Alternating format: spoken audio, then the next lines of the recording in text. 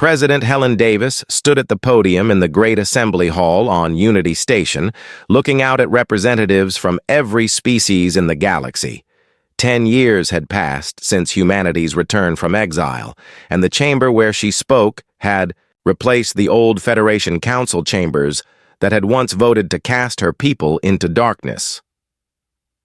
The hall buzzed with quiet conversations in dozens of alien languages as leaders from across known space waited to hear what humanity's president would say. Vorthan generals sat beside Nexari scientists, while smaller species that had once cowered in fear now participated as equals in the new galactic government. Chancellor Mark Williams sat in the front row, reviewing notes about the integration. Programs that had transformed former Federation worlds into willing partners of human civilization. His work over the past decade had been to prove that humanity sought cooperation rather than conquest, building trust with species that had once seen them as dangerous threats. Admiral Lisa Rodriguez commanded the mixed species defense fleet from her flagship orbiting the station. Her crews included humans and aliens working together with technology that combined the best ideas from every world. The old Federation military that had once surrounded Earth to enforce humanity's exile now served under human leadership to protect the galaxy from new threats. Dr. Steve Collins managed the Architect Technology Commission from his laboratory deep within Unity Station. The ancient devices that had made humanity's victory possible were now shared carefully with species that had proven themselves worthy of such power. Not every alien race had earned the right to use weapons that could destroy star systems, but those who showed wisdom received knowledge that advanced their civilizations by thousands of years. President Davis began her speech by reminding the Assembly of how far they had all come since the dark days of the Devourer War. The galaxy that had once been divided by fear and suspicion was now united under human leadership, not because humans had conquered it, but because they had saved it when no one else could. She spoke of the new colonies being established beyond the galactic rim, where human ships carried volunteers from every species to build settlements on worlds that had never known intelligent life. The exploration fleets that once would have been impossible under Federation law now ventured into unknown regions of space, expanding the boundaries of civilization itself. The president's words were interrupted by urgent signals from the defense grid around Unity Station. Commander Janet Murphy appeared on the main display, reporting from her patrol ship near the galactic edge. Long-range sensors had detected something moving in the void between galaxies, something large enough to dwarf entire solar systems. Dr. Collins rushed to his laboratory to analyze the sensor data while President Davis tried to keep the assembly calm. The readings showed energy signatures that matched no known technology, not even the ancient architect devices that had given humanity its power. Whatever approached from the dark space beyond their galaxy was completely alien and potentially hostile.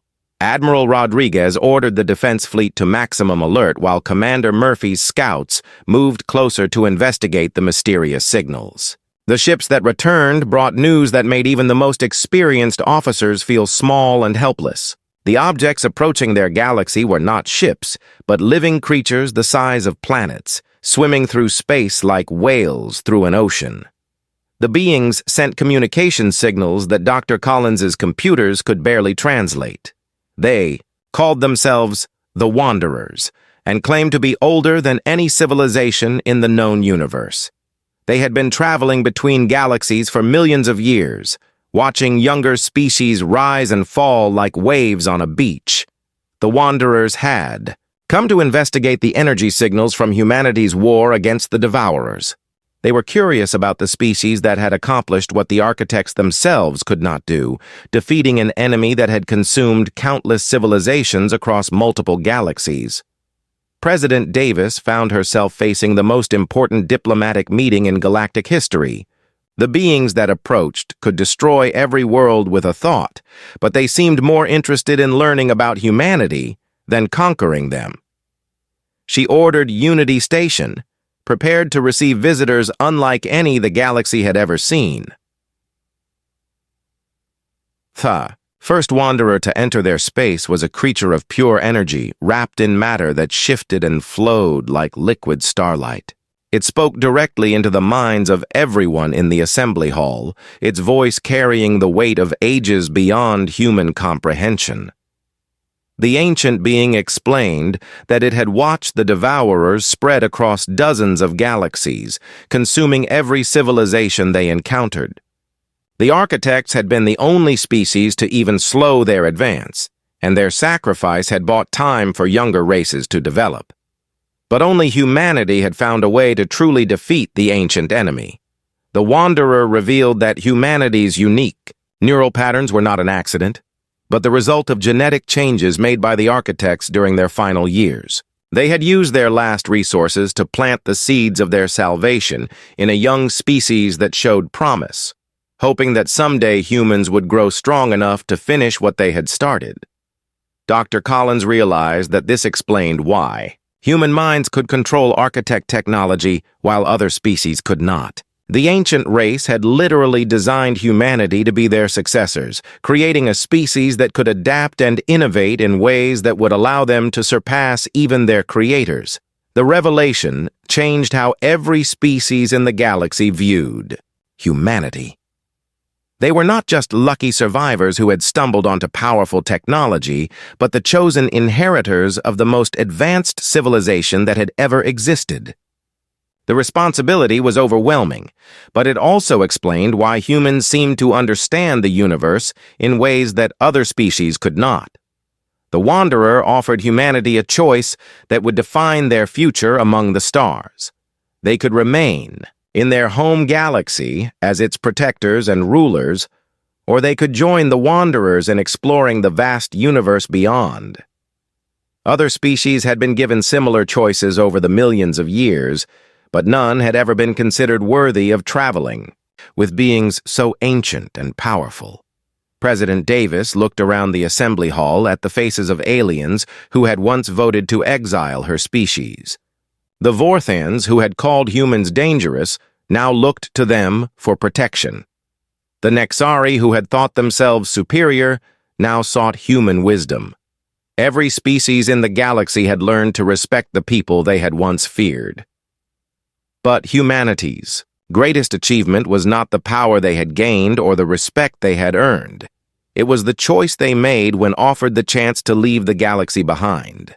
President Davis spoke for all humanity when she told the Wanderer that they would stay and continue protecting the worlds that had become their responsibility. The ancient being showed what might have been approval before disappearing back into the void between stars. Humanity had passed a test that few species ever faced, choosing duty over adventure and service over personal gain. As the assembly session ended, President Davis watched through the station's windows as human ships prepared for another exploration, mission to the Galactic Rim. The species that had been exiled for being too dangerous had become the galaxy's greatest protectors. They ruled the stars not through fear or conquest, but through the simple fact that no other species could do what needed to be done. The galaxy was safe under human protection, and the stars themselves seemed brighter knowing that Earth's children watched over them all.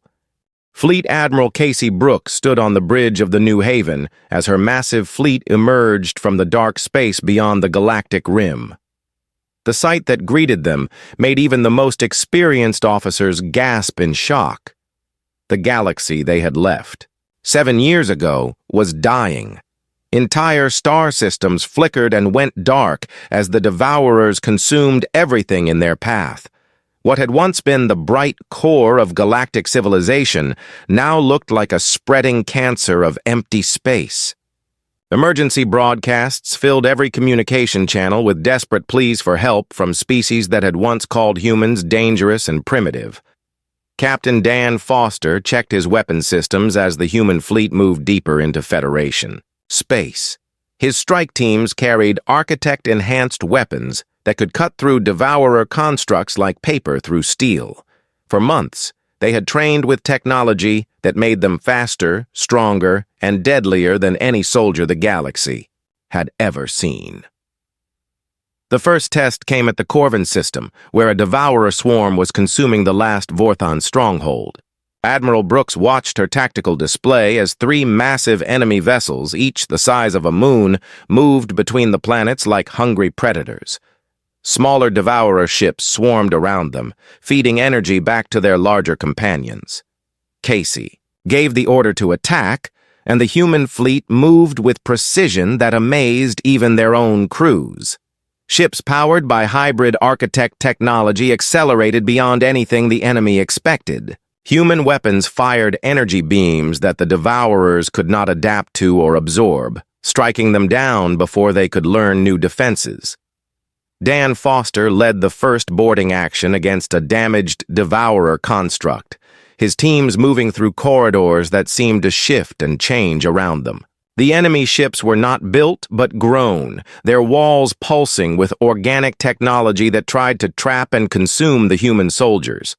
But architect armor protected them, while their enhanced reflexes kept them ahead of every trap. Inside the devourer ship, Foster discovered something that changed everything they thought they knew about their enemy.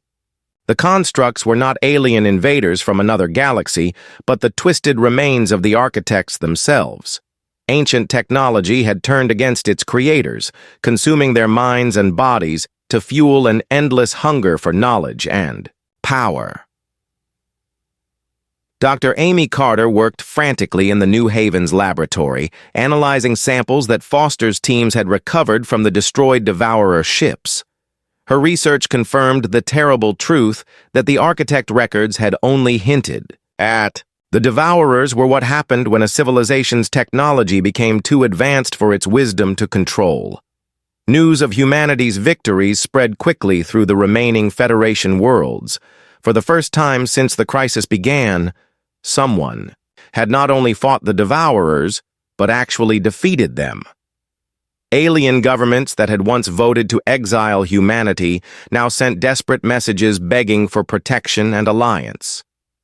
The human fleet's next target was the Nexari home system, where the last of their crystal cities stood under siege by the largest devourer force anyone had seen. General Kevin Walsh coordinated the ground assault, while Admiral Brooks managed the space battle above.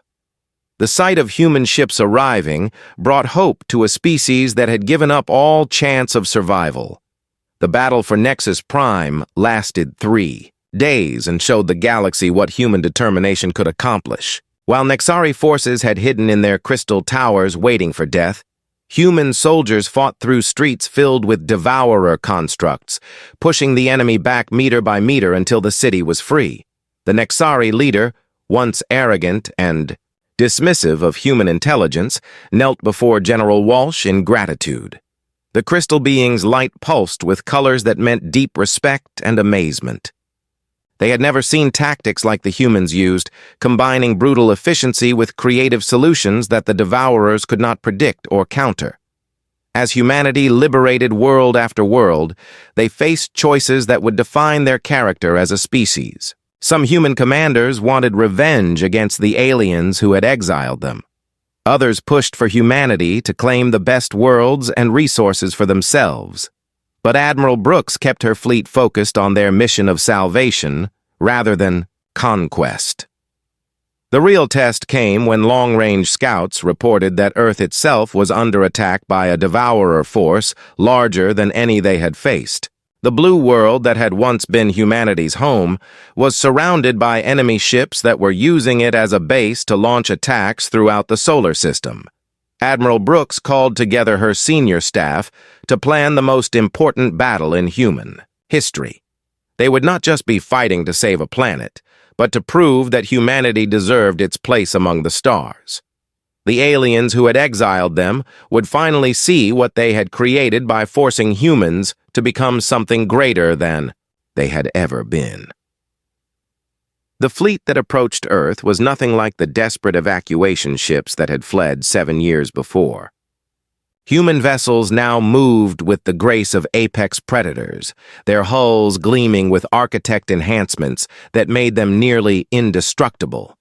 Every ship carried weapons that could destroy targets the size of cities with single shots. The battle began as Earth's moon came into view, its surface crawling with devourer machinery that had been feeding on the planet's resources for months. Human strike teams teleported directly onto the lunar surface using architect technology, catching the enemy completely by surprise as they destroyed critical power nodes and communication arrays. Dan Foster led the assault on the primary Devourer, command ship that hung in orbit above Earth's North Pole. The massive construct had been growing for weeks, absorbing matter from Earth's atmosphere to fuel its expansion.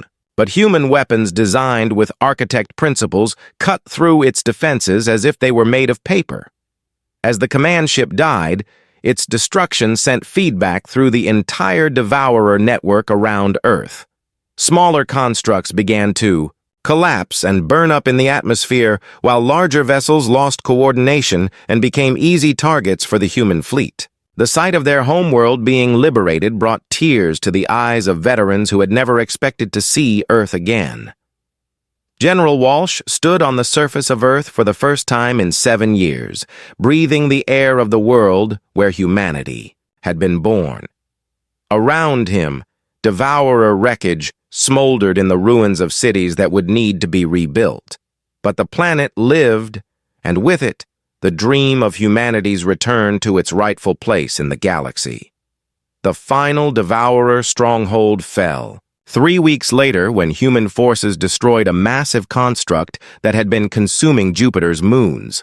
With their command structure broken and their adaptation abilities overwhelmed by human innovation, the ancient enemy finally faced defeat after millions of years of successful conquest.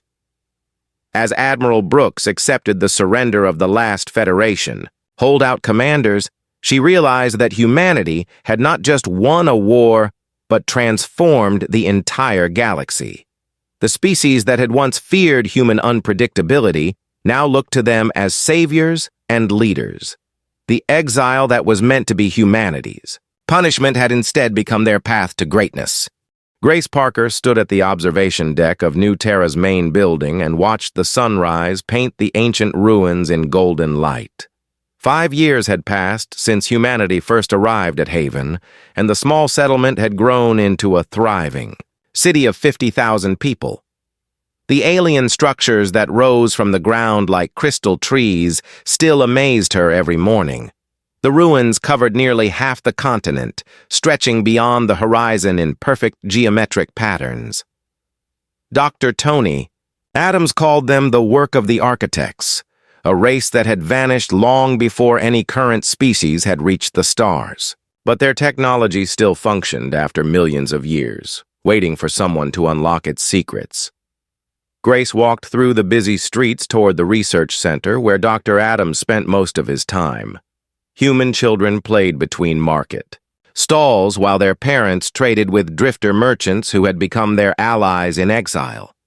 The sound of construction echoed from the expansion zones where new buildings rose each day, mixing human design with architect foundations. Inside the research center, Dr. Adams knelt beside a strange device that hummed with inner energy.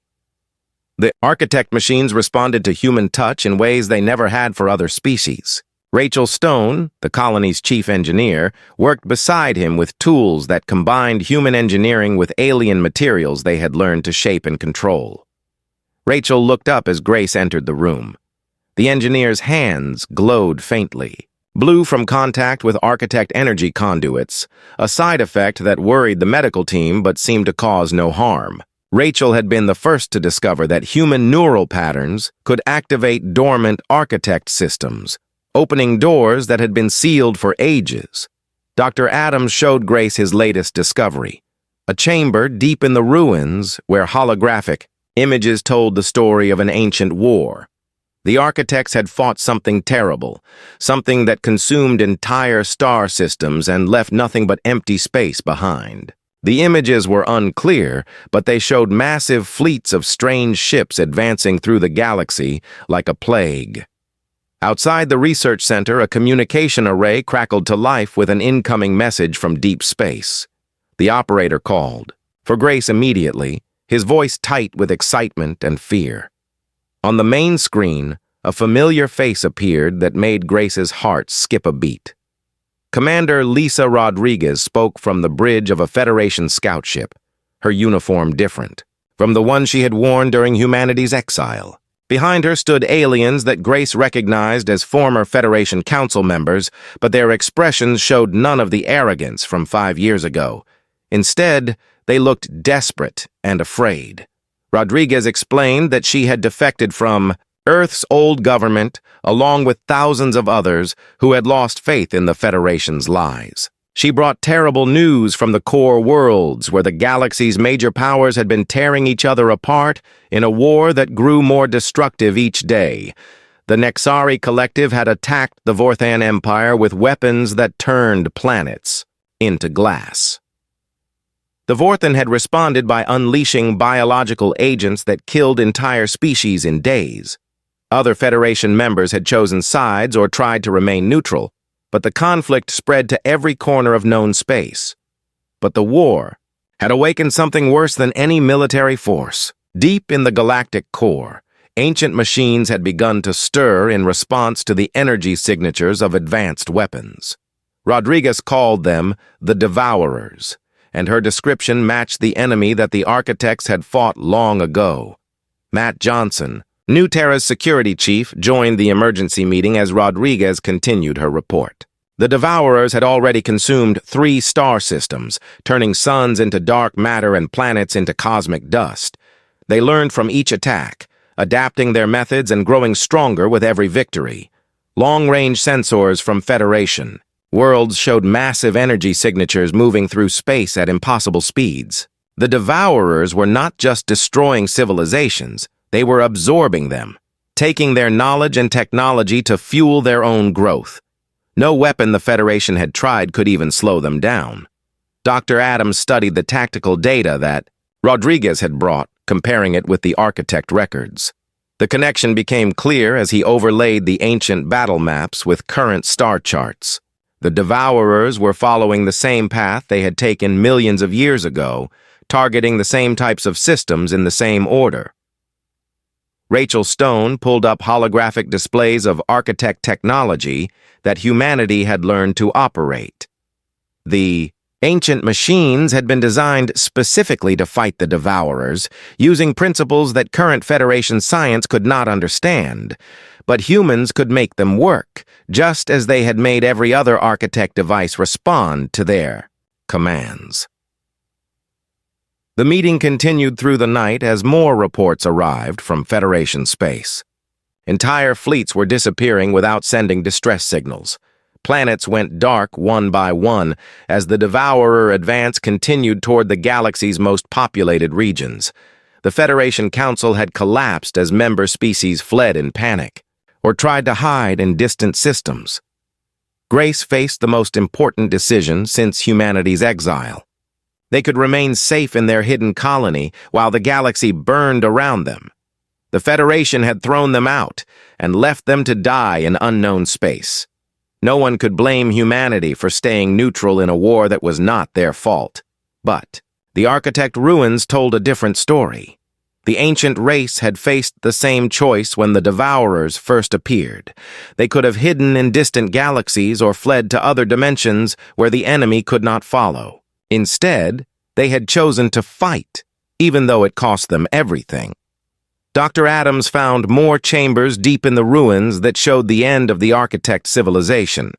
They had not been destroyed by the Devourers, but had sacrificed themselves to create a prison that would hold their enemy for millions of years.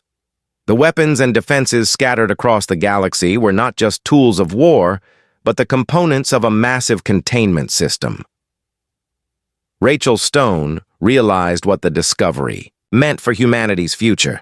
The architect technology that responded to human neural patterns was not coincidence, but design. The ancient race had built their final weapon to activate only when a species appeared that could think and adapt the way humans did. They had been waiting for humanity to find them. Matt Johnson organized security teams to guard the most important architect sites, while researchers worked to unlock their remaining secrets. The colony's workshops began producing hybrid devices that combined human engineering with alien principles, creating weapons and defenses that neither species could have built alone. As dawn broke over New Terra, Grace made her announcement to the colony's leadership council. Humanity would break their exile and return to Federation space, not as refugees seeking forgiveness, but as the galaxy's only hope against an ancient enemy.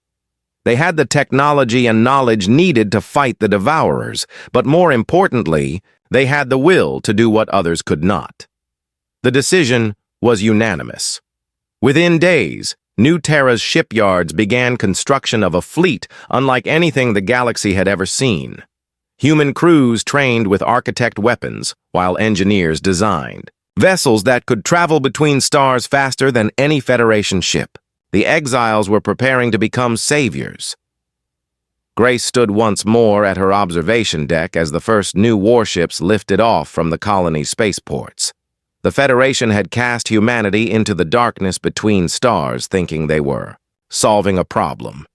Instead, they had given humanity time to become something far more powerful than they had ever imagined. The galaxy was about to learn what humans could accomplish when they truly set their minds to it. Commander Jake Morrison stood on the bridge of the Starship Liberty as it moved through space toward Zentara Prime. The massive alien world grew larger on the main screen with each passing minute. Its purple sky and silver cities looked nothing like Earth. Jake felt his heart beat faster as he thought about what this moment meant for all of humanity. This was the first time humans would meet with the Galactic Federation Council. After decades of dreaming about life among the stars, Earth had finally made contact with other intelligent beings. The Federation ruled over 12 different alien species and controlled most of the known galaxy. Now, they wanted to meet with humanity. Captain Lisa Rodriguez sat at the communications station, watching the readings from her instruments. She had been chosen for this mission because of her skill with alien technology and her calm nature under pressure. But even she felt nervous about what lay ahead. The Federation had sent only brief messages so far, and their true intentions remained unclear. Dr. Alex Turner worked quietly in the ship's laboratory, studying samples of alien technology that the Federation had provided as gifts. Each piece amazed him with its advanced design and strange materials. But something troubled him about these devices. They seemed almost too simple, as if they had been made specifically for humans to understand. Why would the aliens do that?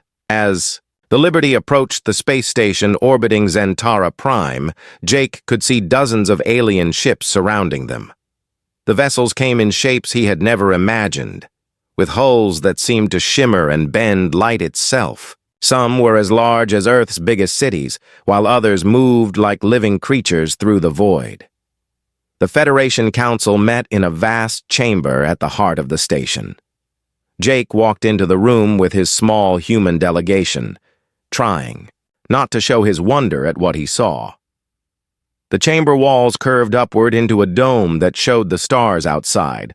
12 different types of aliens sat around a circular table, each stranger than the last.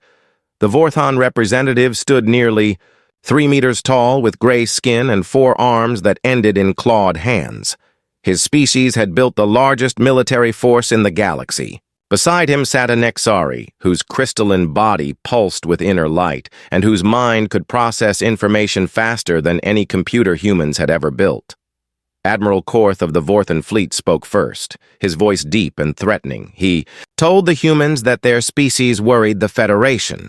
Humans, he said, changed things too quickly and in ways that other species found disturbing. They took alien technology and made it work in ways that its creators had never intended. Jake tried to explain that humans only wanted to learn and grow alongside other species. He spoke of Earth's desire for peace and cooperation. But the alien leaders seemed unmoved by his words. They whispered among themselves in languages that the translation devices could barely understand. Dr. Turner's voice crackled through Jake's earpiece with urgent news. The alien technology samples showed signs of deliberate limitation. Someone had built safeguards into them to prevent humans from fully understanding how they worked. The Federation had been testing humanity's abilities while pretending to offer friendship. Meanwhile, Captain Rodriguez received a secret message from a source within the Federation. The message contained shocking information about humanity's real situation. For decades, alien scouts had been watching Earth's development. They had seen how quickly humans learned and adapted.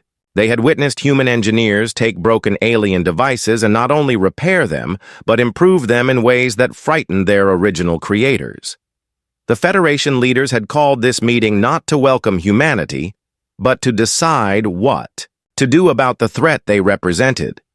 The Nixari had calculated that within 50 years, human technology would surpass their own if left unchecked. The Vorthon military feared that humans would upset the balance of power that had kept peace in the galaxy for 2,000 years. As the formal discussions continued, Jake began to notice the hostile looks from the alien delegates. Questions about human expansion into space became demands for limits on their growth. Requests for technological cooperation turned into requirements for Federation oversight of all human research. What had begun as a diplomatic meeting was becoming something much darker. The crisis reached its peak when Admiral Korth presented what he claimed was evidence of human aggression. Video recordings showed a Federation civilian station exploding in space. The images seemed to show human ships fleeing the scene moments before the blast. Korth declared that humanity had committed an act of terrorism against innocent aliens. Jake knew immediately that the evidence was false. No human ships had been anywhere near that station. But the recording looked real, and the other Federation species seemed convinced by what they saw. The trap had been set perfectly, and humanity had walked right into it. Dr. Turner's analysis confirmed Jake's suspicions. The explosion had been caused by devices that humans had never seen before. The ships in the recording moved in ways that human technology could not achieve. Someone had created false evidence to frame humanity for a crime they did not commit. But the truth no longer mattered. The Federation Council voted unanimously to declare humanity a threat to galactic peace. They ordered all humans to leave known space immediately and never return. Any human found in Federation territory would be arrested or destroyed on sight. Earth and all human colonies would be surrounded by a blockade to ensure compliance. Captain Rodriguez watched her instruments as Federation warships took positions around Earth's solar system. Hundreds of alien vessels, each more powerful than anything humanity could build, formed an unbreakable barrier. The message was clear: humanity could leave peacefully, or they could be forced out by violence. Back on Earth, President Ryan Clark faced the most difficult decision in human history. The Federation's ultimatum gave humanity 1 year to evacuate all their worlds and disappear into the unknown regions of space, fight and face certain destruction against vastly superior forces, submit and live forever as outcasts in the darkness, between the stars. But as Clark looked at the reports coming in from across human space, he saw something that gave him hope. Humans were not panicking or surrendering. Instead, they were working together with a determination that surprised even their leaders. Engineers developed new ship designs in weeks instead of years. Factories converted to produce supplies for the massive evacuation fleet. Volunteers stepped forward to crew vessels heading into the unknown. Clark made his choice. Humanity would leave, but they would do so with dignity and purpose. They would take their technology, their knowledge, and their unbreakable spirit into the darkness beyond Federation space. The aliens thought they were solving a problem by exiling humanity. Instead, they were creating something far more dangerous than they could possibly imagine. As the Liberty prepared to depart Zentara Prime for the last time, Jake Morrison looked back at the Federation fleet one final time. The aliens had made their decision, and now humanity would make theirs. The galaxy had exiled Earth, but someday humanity would return, and when they did, the stars themselves would tremble. 6 months had passed since the Zenthari Empire disappeared from the galaxy in less than 4 minutes. The universe was a very different place now. Where once there had been fear and oppression, there was hope and freedom. Where once there had been slavery and conquest, there was cooperation and peace. President Morrison stood before the newly formed Galactic Council on a space station orbiting the planet Centaurus. Representatives from over 200 different species had gathered to discuss the future of their galaxy.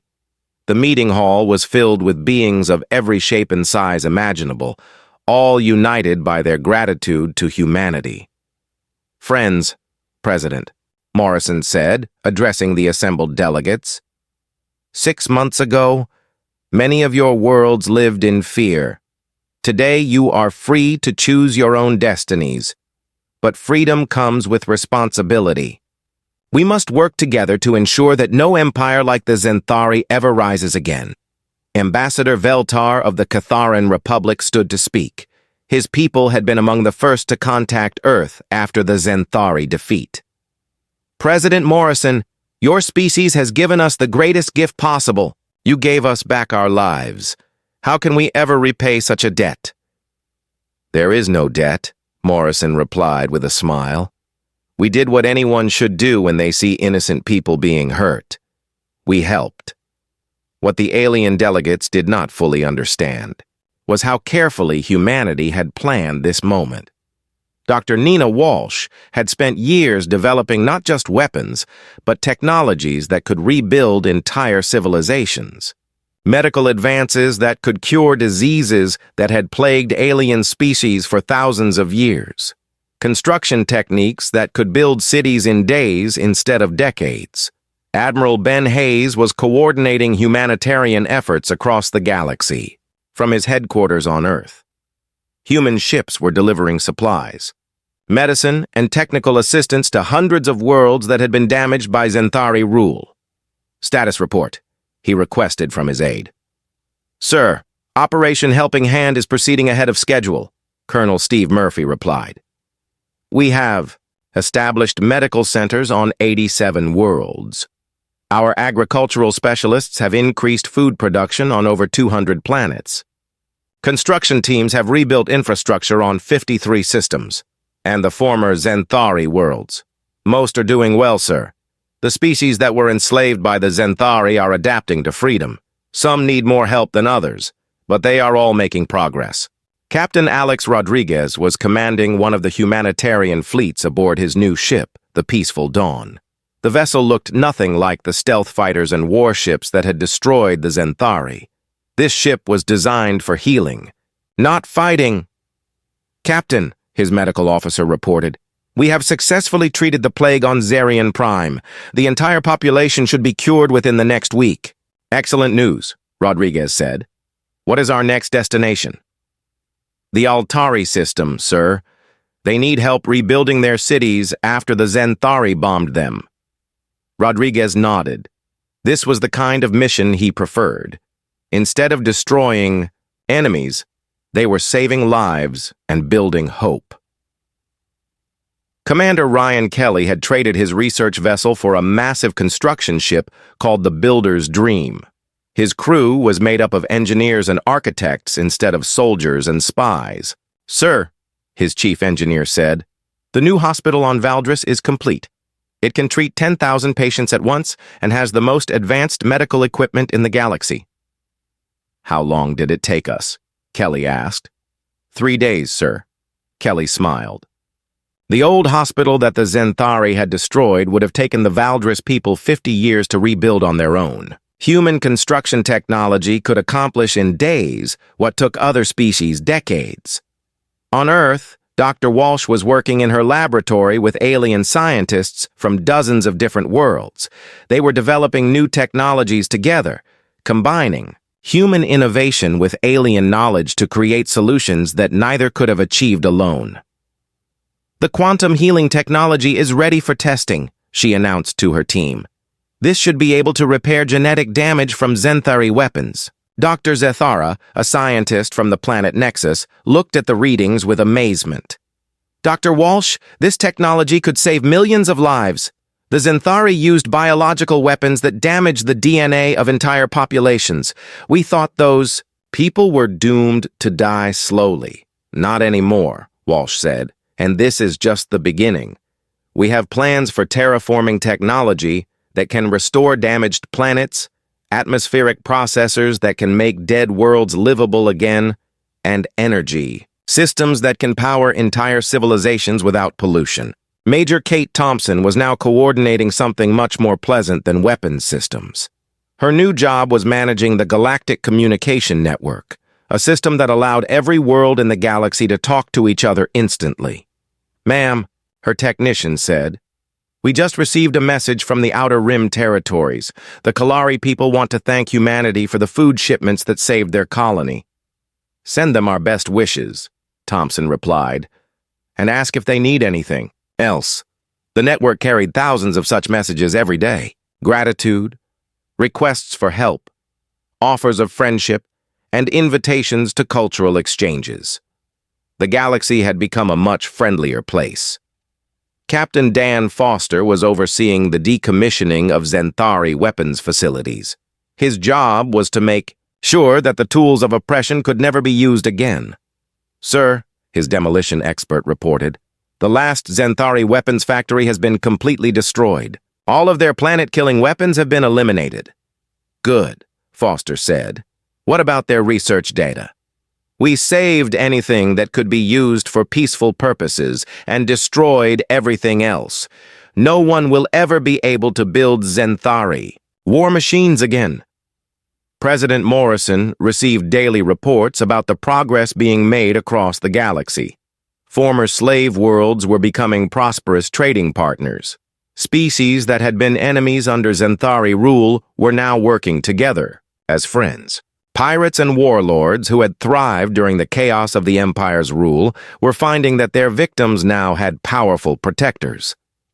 "Sir," Defense Secretary Lisa Carter said during their morning briefing, "intelligence reports indicate that crime rates across the galaxy have dropped by 90%. Apparently, very few people want to risk making humanity angry." "That was not our goal," Morrison said, "but I cannot say I am disappointed by the result." What had surprised everyone was how quickly the galaxy had adapted to its new reality. Without the Zenthari Empire to fear, alien civilizations were free to explore, create, and grow. Trade routes that had been closed for centuries were reopening. Scientific discoveries were being shared freely between worlds. Art, music, and literature were flourishing as creative minds were no longer suppressed. The children of former slave worlds were learning to read and write in schools built by human construction teams. Young beings who had never known freedom were growing up in a galaxy where they could dream of becoming anything they wanted. But perhaps the most important change was in how the galaxy viewed humanity. At first, there had been fear. A species that could erase the mighty Zenthari Empire in minutes was clearly not to be trifled with. But as months passed and humans continued to help rather than conquer, that fear had turned to respect and admiration. Earth had become the center of galactic civilization, not through conquest, but through kindness. Human ships carried medicine to the sick, food to the hungry, and hope to the desperate. Human scientists shared their knowledge freely with anyone who wanted to learn.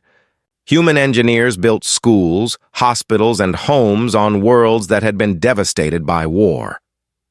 President Morrison concluded his speech to the Galactic Council with words that would be remembered for generations. The age of empires built on fear and conquest is over. We begin now the age of cooperation, of friendship, and of peace. Together, we will build a galaxy where no one needs to be afraid, where everyone has enough to eat, and where the only limits on what we can achieve are the limits of our imagination. The assembled delegates rose to their feet in applause. Representatives of species that had spent centuries fighting each other were now standing together, united in their commitment to a better future. As the president left the council chamber, he reflected on how much had changed. 6 months ago, humanity had been forced to reveal their true power to protect Earth from an alien invasion. Today, that same power was being used to heal a galaxy. The Zenthari Empire had sent their best, expecting an easy victory. Instead, they had awakened a sleeping giant that chose to use its strength not for conquest, but for compassion. And the galaxy would never be the same.